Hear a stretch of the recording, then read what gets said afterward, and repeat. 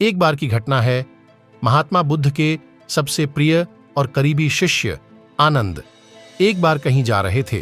तभी रास्ते में उन्होंने देखा कि एक व्यक्ति एक चट्टान के ऊपर बैठकर रो रहा है। यह देखकर आनंद वहीं रुक गए और उस व्यक्ति के पास जाकर उसके दुखी होने का कारण पूछा। वह व्यक्ति अपने आंसू पोंछते हुए बोला, मैं यहीं पास के ही गांव का रहने वाला एक बदनसीब व्यापारी हूं। मैं जो भी काम करता हूं वह खराब हो जाता है। व्यापार के चक्कर में मैंने अपनी मां और पत्नी के गहने गंवा दिए, अपने परिवार को खो दिया और यहां तक कि अब तो मेरा घर और खेत भी गिरवी रखा है। मुझे तो लगता है कि मेरी किस्मत ही खराब है।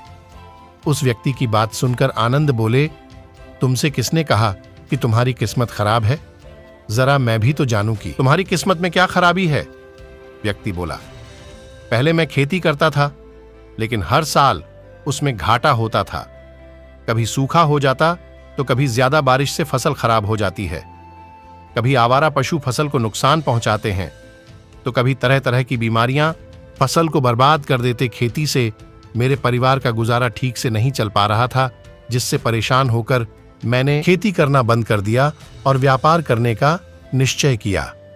मैंने पत्नी के गहने बेचकर अपना व्यापार शुरू किया, लेकिन मेरा व्यापार नहीं चला। शुरू में तो मेरे परिवार वालों ने मेरी आर्थिक मदद की, मेरा साथ दिया, लेकिन जैसे जैसे मुझे नुकसान होने लगा, मेरे परिवार वालों ने भी मेरा साथ त्याग दिया और मुझसे दूर हो गए। अब तो वह मुझे देखकर अपनी नजरें फेर लेते हैं और मुझे ही अपने परिवार की गरीबी और दुर्दशा का जिम्मेदार ठहराते हैं। अब तो मुझे अपना जीवन ही व्यर्थ लगने लगा है। अक्सर मेरे मन में ख्याल आता है कि अपना जीवन ही खत्म कर लूं, और मैं आज यहां आत्महत्या करने ही आया था, लेकिन हिम्मत नहीं जुटा पाया, इसीलिए इस पत्थर पर बैठकर रो रहा था। दूसरी तरफ मेरा एक मित्र है। हम दोनों ने एक ही साथ व्यापार शुरू किया था, लेकिन वह आगे निकल गया और मैं पीछे रह गया। मेरी इस असफलता की वजह से वह हर समय मुझे नीचा दिखाने का प्रयत्न करता रहता है और वह अक्सर मेरे घर आकर अपनी सफलता की बातें करता है। मेरे घर वालों को बताता है कि कैसे उसने इतनी मेहनत करके इतना अच्छा व्यापार बना लिया है, और वह अक्सर अपने फलते फूलते व्यापार के किस्से मुझे, मेरी पत्नी और मेरे माँ बाप को सुनाता रहता है, जिसे सुनकर मेरे घर वाले उसकी तो प्रशंसा करते हैं, लेकिन मेरी बुराई करते हैं, मुझे नकारा और कम दिमाग का कहते हैं। मेरी पत्नी और माँ मुझमुँ बात बात पर ताने मारती है, जिससे मुझे बहुत दुख पहुंचता है और कई बार खुद की नाकामयाबी पर क्रोध भी आता है, लेकिन मुझे समझ नहीं आ रहा कि मैं क्या करूं। यह सुन भिक्षु आनंद ने पूछा, तुम्हें किस बात का दुख होता है, अपने असफल होने का या फिर मित्र के सफल होने का? सवाल सुनकर वह व्यक्ति एक पल के लिए सोचने लग गया, फिर बोला, अगर सच कहूं तो मुझे अपने असफल होने का उतना दुख नहीं होता जितना कि मित्र के सफल होने का होता है। भिक्षु आनंद ने अगला प्रश्न किया, अगर तुम्हारा मित्र व्यापार में असफल हो जाता और तुम सफल हो जाते तो क्या तुम खुश होते? व्यक्ति ने कहा, हां, मुझे बहुत खुशी होगी। आनंद बोले, इसका मतलब कि तुम्हारी खुशी तुम्हारे मित्र पर निर्भर करती है। अगर वह चाहे तो तुम्हें खुश कर सकता है, और अगर वह चाहे तो तुम्हें दुखी भी कर सकता है। तुम स्वयं से ना तो खुश हो सकते हो और ना ही दुखी हो सकते हो। भिक्षु आनंद की बातें सुनकर व्यक्ति कुछ देर के लिए सोच लग गया और फिर बोला, आपकी बातें सुनकर मुझे कुछ आशा बन रही है।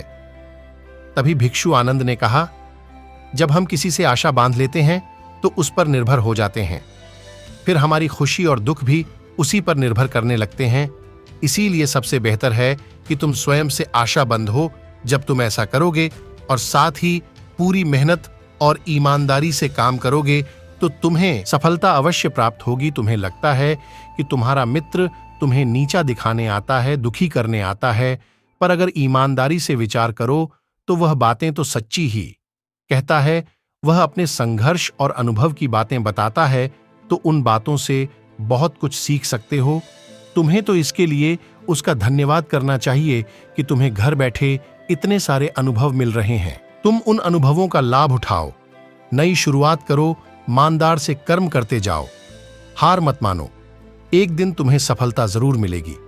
आज तुम जिसे अपना बुरा वक्त या बुरी किस्मत कह रहे हो, एक दिन यह बदल जाएगी और इसी के साथ तुम्हारे सोच और विचार भी बदल जाएंगे। और देखना, जब तुम्हारा अच्छा समय शुरू हो जाएगा तब तुम्हारा मित्र भी तुम्हें अपनी सफलताओं की कहानियां नहीं सुनाएगा, तब वह तुम्हें अपनी असफलताओं और परेशानियों की बातें सुनाएगा ताकि तुम उसकी बातें सुनकर भ्रमित हो जाओ, तुम्हारा आत्मविश्वास डगमगा जाए और तुम गलत निर्णय ले सको। लेकिन उस समय भी तुम्हें अपने ही बुद्धि का प्रयोग करना होगा, स्वयं पर विश्वास रखना होगा। जिस प्रकार तुम्हारा मित्र आज तुम्हें दुखी करने आता है, वैसे ही वह उस समय भी तुम्हें दुखी करने आएगा, क्योंकि जिस तरह उसे दुखी देखकर तुम्हें मजा आता है, ठीक उसी तरह उसे भी तुम्हें दुखी देखने में उतना ही मजा आता है। व्यक्ति ने कहा, आपने सही कहा मुनिवर, लेकिन मेरा सबसे प्रमुख दुख यह है कि मेरे परिवार के लोग भी इसमें शामिल है। वास्तव में मैं तो अपने परिवार के लिए अच्छा करना चाहता था, उन्हें खुश रखना चाहता था, लेकिन वह भी मेरी बातों और भावनाओं को नहीं समझ रही है, मुझे ही गलत कहते हैं। और पिछले कुछ समय से तो वह मेरे साथ भी नहीं है। भिक्षु आनंद ने उस व्यक्ति को समझाते हुए कहा, हम हमेशा चाहते हैं कि हम जो कुछ भी करें लोग उसके लिए हमारी प्रशंसा करें, लेकिन आमतौर पर ऐसा नहीं होता। लोग हमारे प्रयासों के तारीफ नहीं करते, जिससे हम दुखी हो जाते हैं। हमें लगने लगता है कि हमारे मित्र, रिश्तेदार, घर वाले सब स्वार्थी हैं।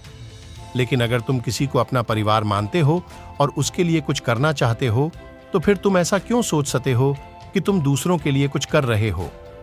वास्तव में तुम अपनी खुशी के लिए कुछ कर रहे हो, क्योंकि उन्हें खुश देखकर तुम्हें खुशी होती है। अगर ऐसा करते समय यह मानकर चलते हो कि तुम दूसरों के लिए कुछ कर रहे हो, तो तुम दुखी रहोगे। लेकिन अगर तुम्हें लगता है तुम स्वयं के लिए कर रहे हो, तो तुम खुश रहोगे, क्योंकि जब हम स्वयं के लिए कुछ करते हैं या करना चाहते हैं, तो हमें इसके लिए सांत्वना की जरूरत नहीं होती। भिक्षु आनंद की यह बातें सुनकर उस व्यक्ति के चेहरे के भाव पूरी तरह से बदल गए। उसने कहा, आप सही कह रहे हैं मुनिवर, मैं समझ गया कि अब तक मेरी किस्मत इसीलिए खराब थी क्योंकि वह दूसरों के हाथों में थी। लेकिन अब से मैं अपनी किस्मत को अपने हाथों में रखूंगा, फिर से प्रयत्न करूंगा, पूरी लगन और ईमानदारी से काम करूंगा, और जब तक सफलता नहीं मिल जाती चैन से नहीं बैठूंगा। उस व्यक्ति की बात सुनकर भिक्षु आनंद मुस्कुराए और उसे एक छोटी सी डिबिया देते हुए कहा, इस डिबिया को हमेशा अपने साथ रखना। इसमें एक ऐसा मंत्र है जो तुम्हें किसी भी दुख से भी बाहर निकाल लेगा। लेकिन इस डिबिया को तभी खोलना जब तुम्हारे सारे रास्ते बंद हो जाएं, कोई उम्मीद नजर ना आए और तुम्हें लगने लगे कि सब व्यर्थ है, यह दुनिया व्यर्थ है और यहां रहना भी व्यर्थ है। व्यक्ति ने भिक्षु आनंद का धन्यवाद किया और उस डिबिया को लेकर अपने घर वापस आ गया। उसने नए उत्साह के साथ दोबारा अपने व्यापार की शुरुआत की और इस बार उसका व्यापार चल निकला। अपनी मेहनत और लगन के बल पर बस कुछ ही सालों में वह एक महान व्यापारी बन गया।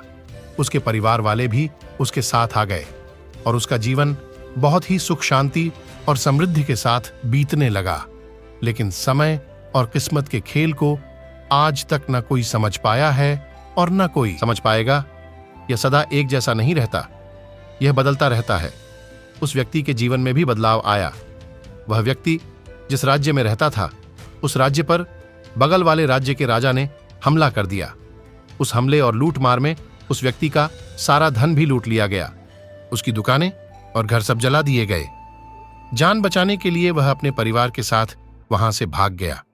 व्यक्ति अपने परिवार के साथ कई दिनों तक इधर उधर भटकता रहा।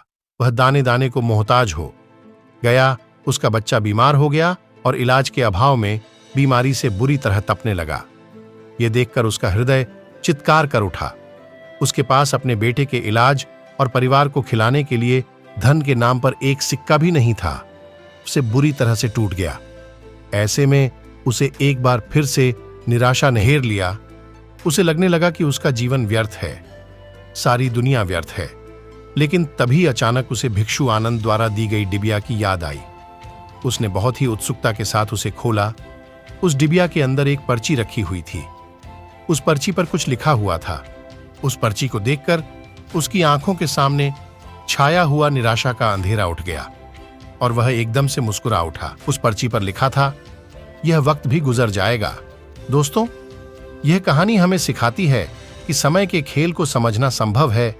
यह हमेशा बदलता रहता है, इसीलिए बुरी परिस्थितियों में हमें अत्यधिक निराश नहीं होना है। आत्मविश्वास बनाए रखना है, क्योंकि समय बदलता जरूर है। आज बुरा है तो कल अच्छा भी जरूर आएगा। धन्यवाद।